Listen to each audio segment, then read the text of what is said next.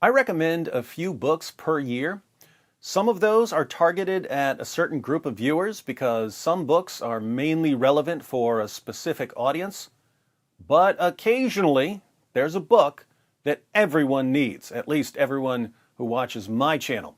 And here's one of those books, The Critical Quran by Robert Spencer. How do I know that Robert Spencer's Critical Quran is a masterpiece? Two ways. First, it's by Robert Spencer. Robert only puts out extremely high quality content, especially when it's a project like this.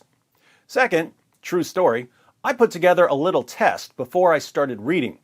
I decided that I would read the first chapter, Surat Al-Fatiha, but that before reading, I would make a mental list of the points that definitely needed to be included in the commentary.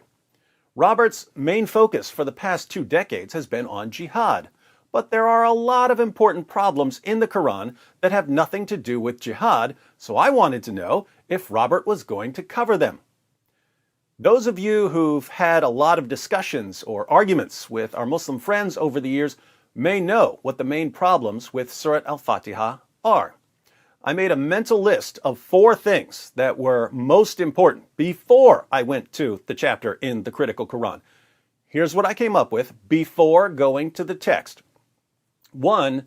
Muhammad's companion, Ibn Masud, didn't believe that Surat Al-Fatiha is supposed to be in the Quran.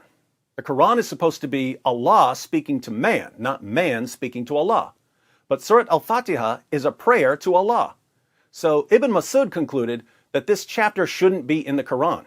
This is a massive problem because Muhammad told his followers, if you want to learn the Quran, learn it from Ibn Masud. And Ibn Masud had a different Quran from the one Muslims have today. 2. Surat Al-Fatiha is a prayer.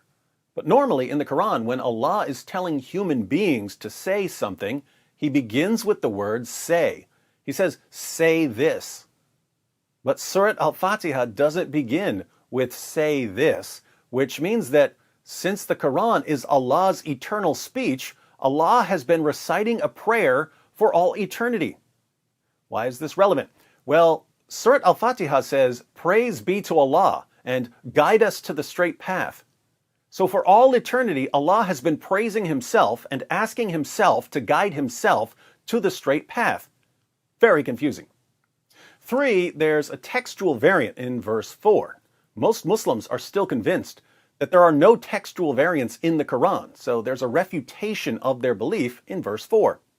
Finally, verse 7 asks Allah not to guide the people who are praying to the path of those who have earned His anger or of those who have gone astray. But those 2 phrases, those who have earned your anger and those who have gone astray, refer specifically to Jews and Christians. This is important because churches have had interfaith services where Muslims have the Christians recite this prayer. And if you don't understand what the prayer means, it's actually a prayer not to be a Jew or a Christian. So those are the 4 issues I thought needed to be included in the commentary on Surat Al-Fatiha. What did I find when I opened the Critical Quran and started reading? Here's the introduction to Surat Al-Fatiha.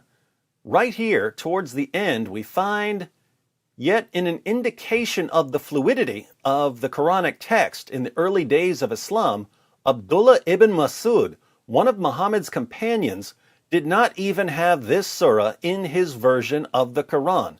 Other early Islamic authorities also expressed reservations about its inclusion.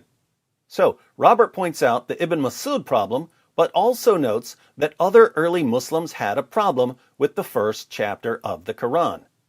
Next paragraph. To be sure, this surah does not fit in with the rest of the Quran in that it is in the voice of the believer offering prayer and praise to Allah, not Allah addressing Muhammad.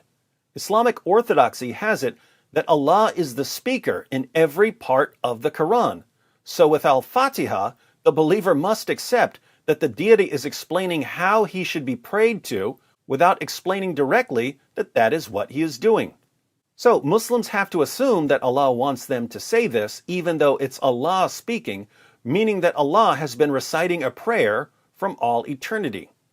Looks like Robert's 2 for 2 so far. Then we have the surah. In the name of Allah, the compassionate, the merciful, praise be to Allah, the Lord of the worlds, the compassionate, the merciful, master of the day of judgment. You do we worship, you do we ask for help. Guide us to the straight path, the path of those whom you have favored, not of those who have earned your anger, or of those who have gone astray. We go to the comments and we find more about the problem of Allah reciting this prayer. In Islamic theology, Allah is the speaker of every word of the Quran. Some have found it strange that Allah would say something like, "Praise be to Allah, the Lord of the worlds." But Islamic tradition holds that Allah revealed this prayer to Muhammad early in his career as a prophet, which began in the year 610 AD when he received his first revelation from Allah through the angel Gabriel, a revelation that is now contained in the Quran's 96th surah, so that the Muslims would know how to pray. So we've got the problem and the standard Muslim response to the problem. Then we have a note on verse 4. Instead of Master of the Day of Judgment, the Warsh Quran has King of the Day of Judgment. That's the textual variant I was looking for, but there are notes on other textual variants that I didn't know about. And then we have a lengthy note on verse 7 that begins, Islamic scholars have often identified those who have earned Allah's anger as the Jews and those who have gone astray as the Christians. And it goes through the Muslim sources and commentaries and proves that this verse is actually condemning Jews and Christians. So this Quran has everything I would be looking for and more. And if it's got everything I would be looking for and more, it's probably got everything you would be looking for and more. So order a copy of the Critical Quran and either read the entire thing or use it to study some particular topics you're interested in, or keep it handy for discussions when someone brings up a verse and you want to make sure someone's not trying to deceive you. The link is in the description box. Order a copy and join Robert Spencer and David Wood in exposing 14 centuries of deception.